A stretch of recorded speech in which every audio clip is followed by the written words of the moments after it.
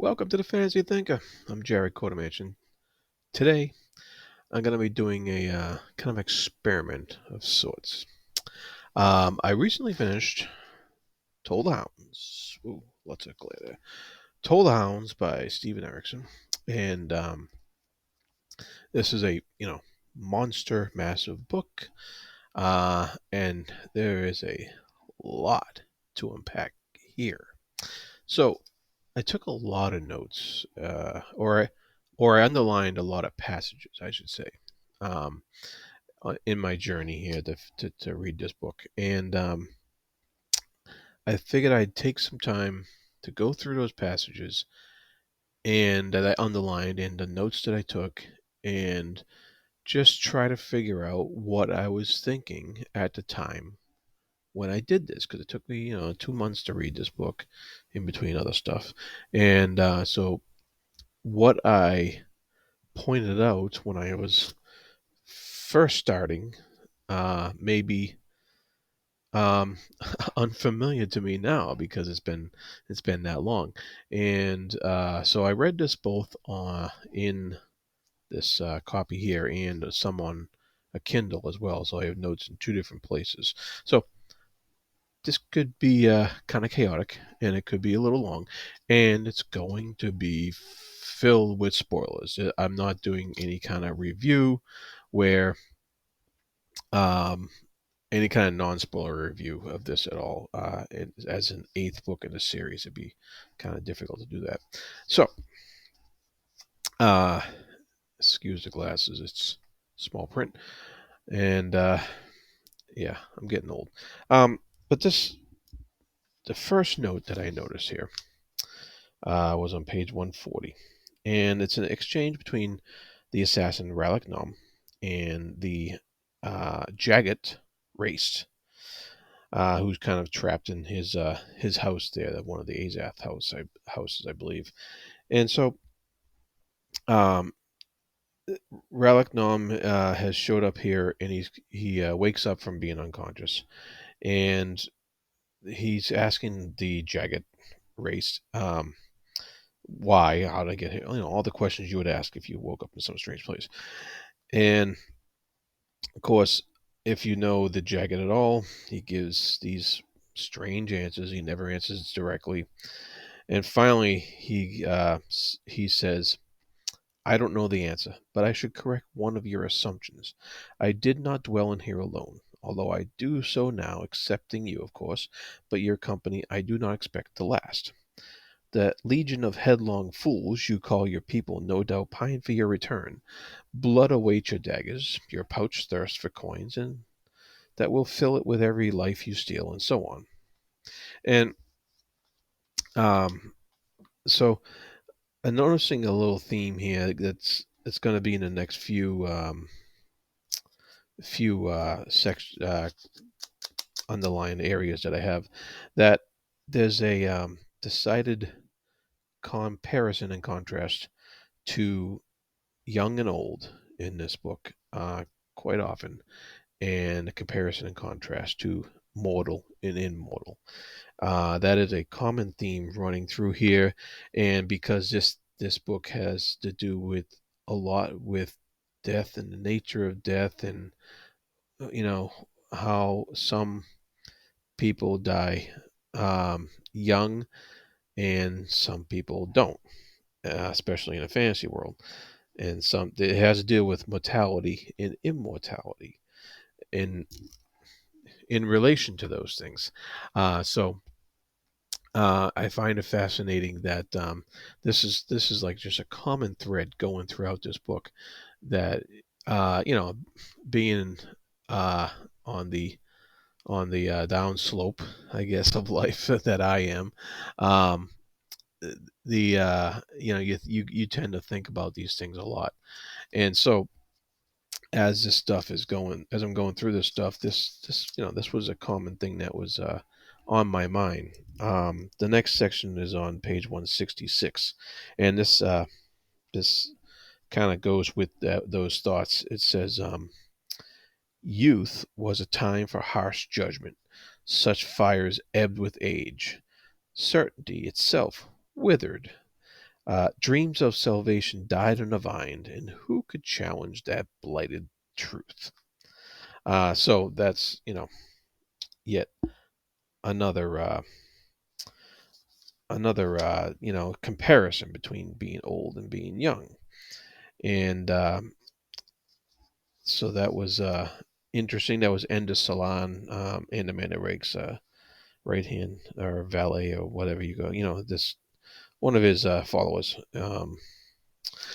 and I really liked that line there.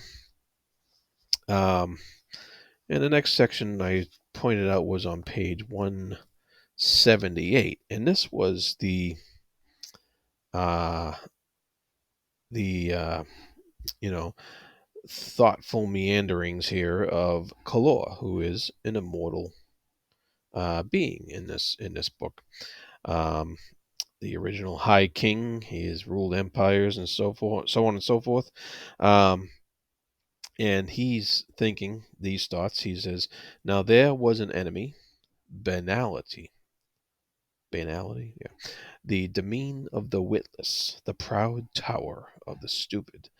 One did not need to be an emperor to witness it. Scan the faces of people encircling an overturned carriage, and the gleam of their eyes as they strain and stretch to catch a glimpse of blood, of broken limbs, relishing some pointless tragedy that tops up their murky inkwells of life. Watch, yes, those vultures of grief, and then speak of noble humanity, so wise and so virtuous." So this is a guy who's been around a long time, and he has a really tainted view of people in life, and not a good view at all of them. So that is the probably a curse of a long life of immortality, or at least seeming immortality. Somebody who doesn't die of natural causes. He might die of sorcery, or a good sword thrust or something, but not natural causes. Cheers.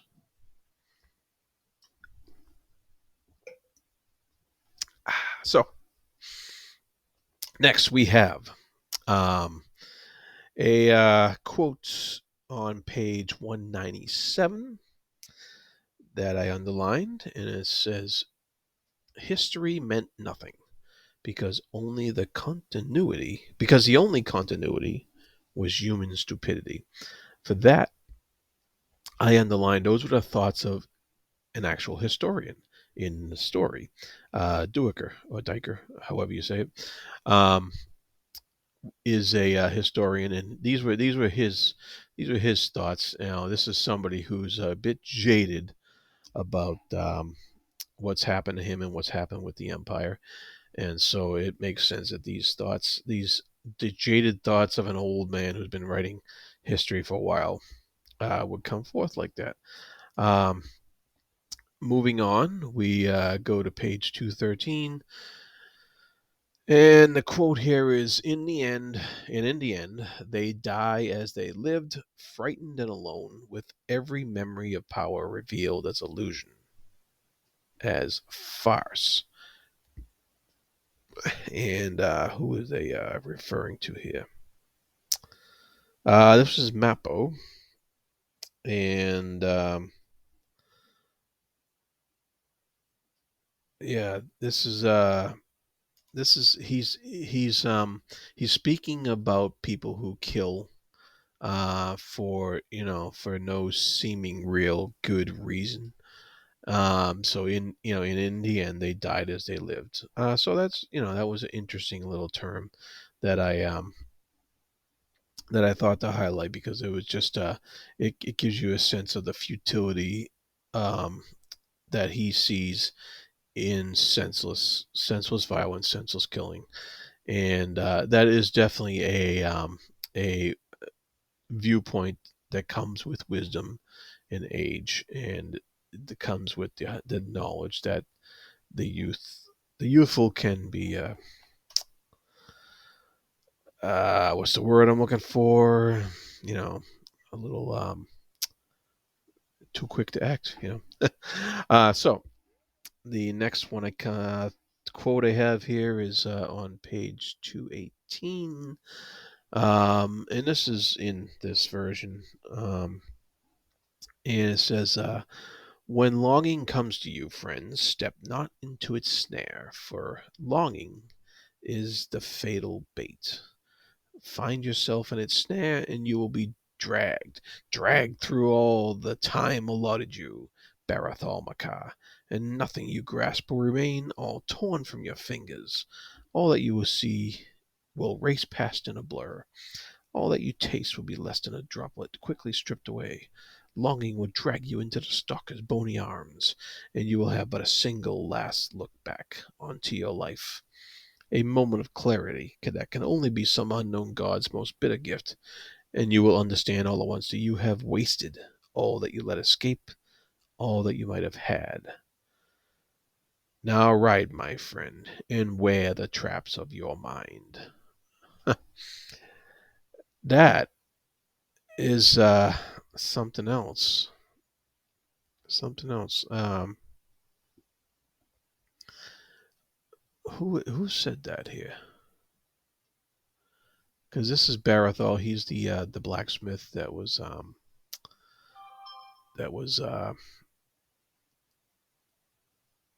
the caretaker of Char, the mentally handicapped man who he took in, and so that is an interesting thing for him. It's something he's remembering. So it's something that he remembered that happened to him when he thought death was stalking him, and so he yeah, longing comes to you, step not into its snare, for longing is the fatal bait. So it's kind of him looking back and warning that you need to be a bit more wise and not give in to longing so easily. Once again, it's that age thing, imparting wisdom that is um, the theme that I seem to be latching onto here. I may be wrong. I could be completely wrong, but it's what I'm latching onto. Let's see here. Next, we got yes, here we go.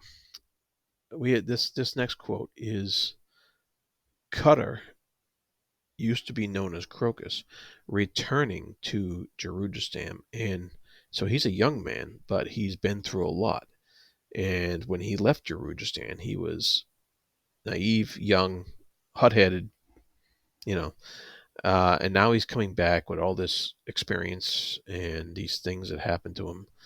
And he's coming back, and he doesn't know how he's going to be received. And it says, he asked, would they even know him? And even then, after the slapbacks and embraces, would he see something gauging come into their eyes, painting colorless at their words? A certain distance widening with every drawn out moment that followed. And so that kind of rings true at any long reunion that has been coming. Um, and I really like that a lot. So that really spoke of youth lost. So it's really really really neat quote there. Uh, let's see here. Next, I have. All right, so next I had a quote from what I did. I did a reading the prose segment on this book, and that's what the next quote that I found was about. So please check out reading the prose on the Toll the Hounds. Uh, and let's see.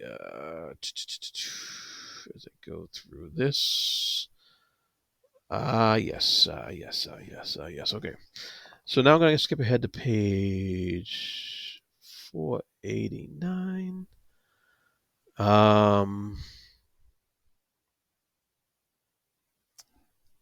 Step in step now, step in step. Don't know what that means. Why did I highlight that?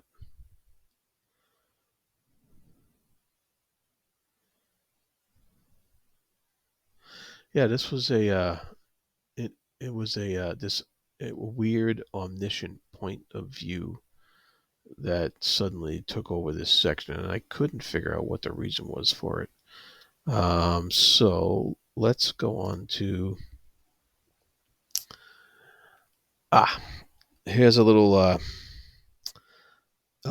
section dealing with the Redeemer, the um, the guy who was the Ikovian who set all the Talanamas free back in way back in Memories of Ice. Um, and this quote is, "How much desperation hid within each and every prayer uttered, the hope for blessing, for peace, for a sense that something greater than oneself might acknowledge that helpless self, and might indeed alter all of reality to suit the self's desires. Were prayers nothing more than attempted bargains? A pathetic assertion of some kind of reciprocity?"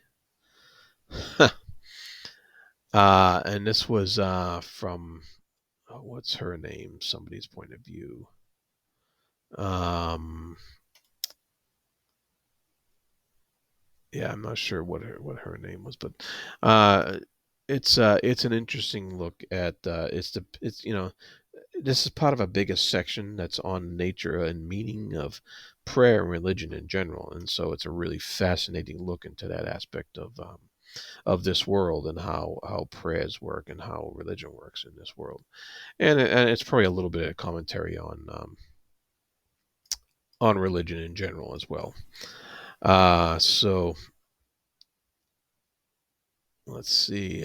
Next, I skip right ahead to um, page 707, and this was just actually Gruntle talking about um, the guild that um, delivers stuff through the Warrens, and the shareholders they charge exorbitant prices because they do that, and Gruntle just says insane. They are all insane, and that's after Gruntle and Quill visited Hood's realm and got a dire warning from a dead Talk the Younger, and then they let out an undead dragon. So it was a crazy sequence of events, and the funny thing is that Gruntle is a very powerful being in his own right. He's like a mortal sort of one of the gods, the beast god, I think.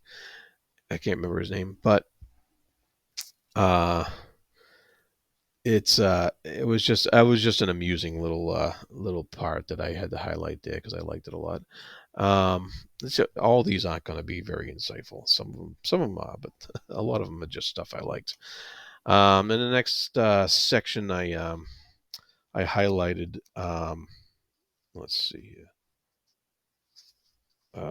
Yeah, I think it's around 892. Um, it's Krupp talking, and um, he says a tendency towards verbal excess can so defeat the precision of meaning, which is pure irony because, of course, Krupp is known for uh, talking nonsense a lot to the people around him, and so he he's pointing it out about himself because somebody walked away from him while he was talking. So rather amusing part there, Like I said, not all these sections are going to be super insightful, but they were amusing to say the least. All right, what else we got here? Um,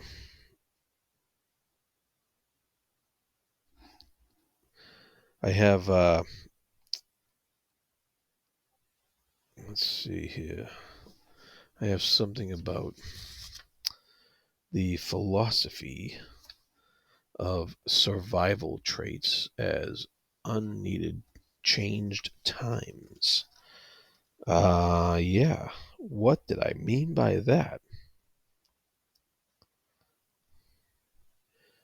I don't know. There's a lot of talk about here about tis the grand stupidity of our kind, dear Cutter, to see all the errors of our ways, yet find in ourselves the inability to do anything about them. There's a lot of interesting philosophy of stuff like that, where we are indeed masters of evasion, no doubt originally a survival trait, at least in the physical sense, but to have such instincts applied to the soul is perhaps our most egregious crime against morality. Wow.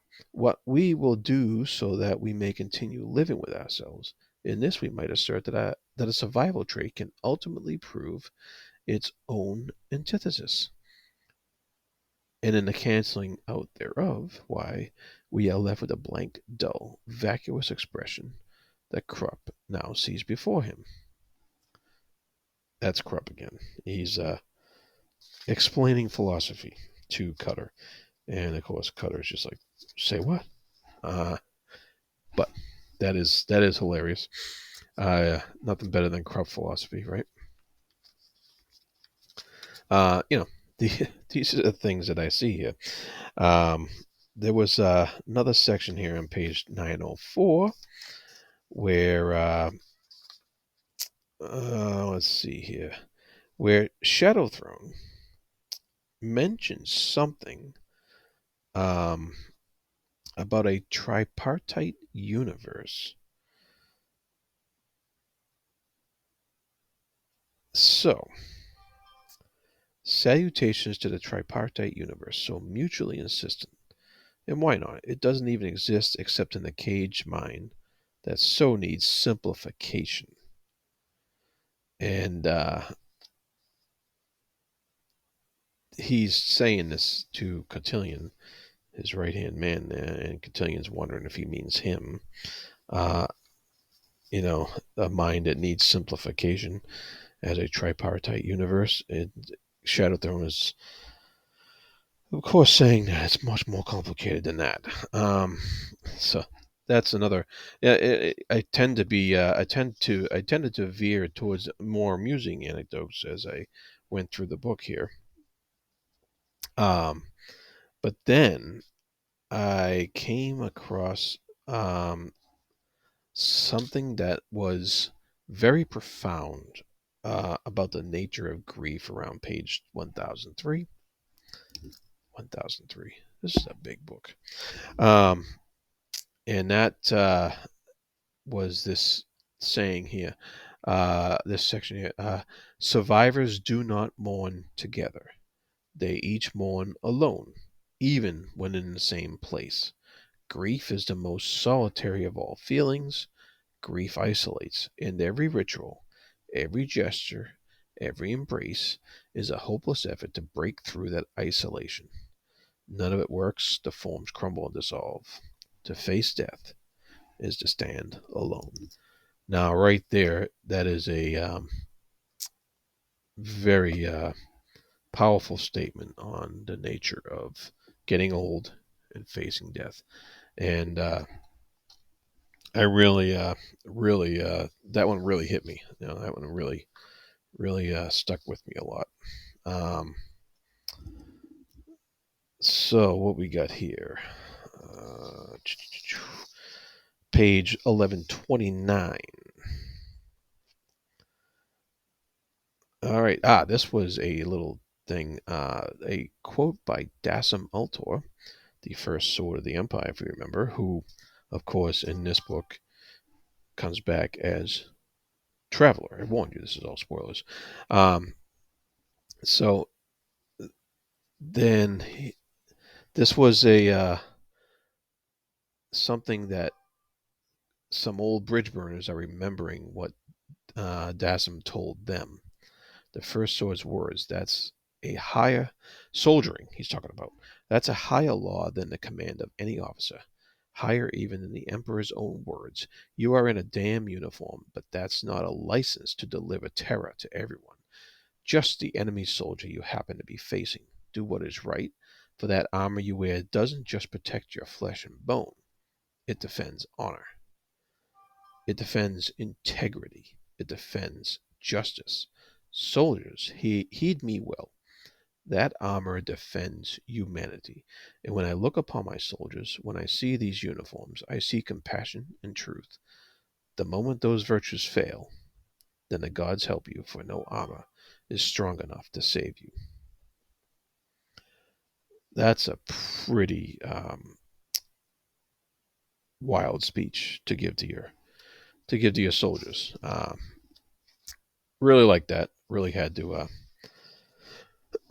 really had to make a note of that. Um, and yeah, that is just some of the stuff. Let me get rid of that. Some of the stuff that I pointed out in this book. It almost feels like this book, and most of the Malazan books up until this point and probably after that, you can just take something out of it every page or every other page, and you could have a discussion about all these different aspects of the Malazan Book of the Fallen. So um, that was my ramblings, on Toll the Hounds. Uh, and it's just a tip of the iceberg, really, about this book. A great masterpiece of a novel. So hopefully you got something out of this that you may not have noticed before, because I think that many people can get a lot of things out of this book, and not everybody's going to get the same thing, and not everybody's going to notice the same things, and not everybody's going to recognize the same things. This is a reread for me, and I'm getting a ton of new stuff out of it, and I guarantee you if I read it again, I'll get a ton more. All right, that's it for today. I've rambled on long enough. Be good to each other. Thank you.